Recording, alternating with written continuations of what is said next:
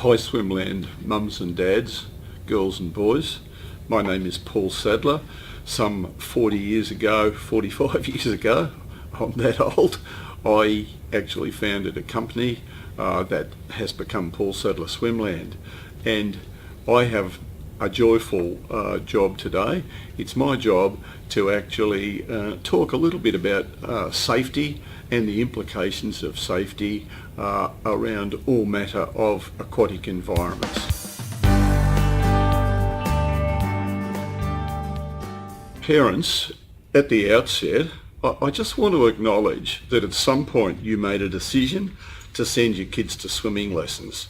Swimming lessons are absolutely the best safeguard, the best kind of like way you can underpin your child's safety around any aquatic environment. At Swimland, the methodology we've embraced is, I just got it right back in the 70s, that what we needed to do was to have your kid not drown. So we spend all our energy in those early lessons around familiarising the child with the water and getting your kid to be able to do a crucial 2 minutes in the deep water, treading water, and that gives them a skill base that's going to sustain them for life.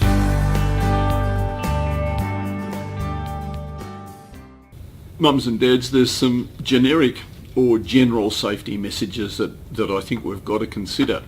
And one of the really important ones is that no child is actually drown proof. I mean, that the term of drown proof can lull you into a false sense of feeling secure about what your kid can do. But the absolute truth is, at all times you've got to watch your child, and distractions like reading a book and the phone, it only takes a matter of seconds to a minute for a child to drown, and you've got to be ever vigilant and watch them at all times.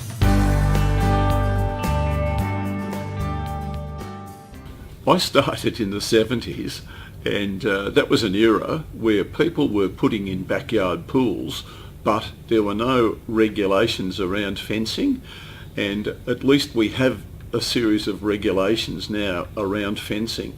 But I hear so many anecdotes of where a pool gate was left open or a fence was in disrepair.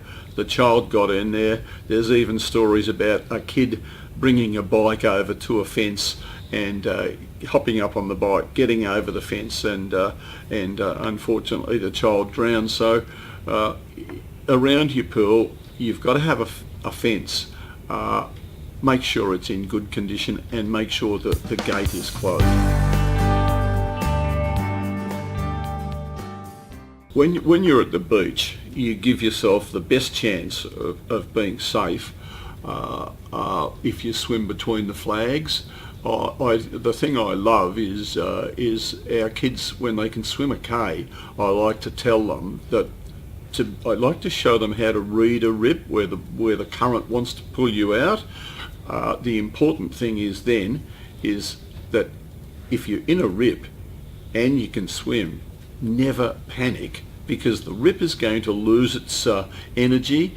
All you do is swim sideways and then come in with the waves. Unfortunately, alcohol and swimming don't mix. The stats tell us that, and we've got to be mindful of the stats. So I hate to be a nagger, but it's just not smart to have excess alcohol and hope to successfully be in a swimming environment. So guys, I really want you to enjoy this summer. We try and prepare our kids for all manner of seeking enjoyment, be it being able to participate in a triathlon or being able to participate in things like the Great Australia Day Swim. Just just enjoy the water. It's fantastic. I'm a diver, and I've dived about 800 dives. I've seen the most beautiful sights underwater, and I've gotten great joy from my ability to swim. And I want every one of our clients to experience why we come to swimming, to enjoy the water.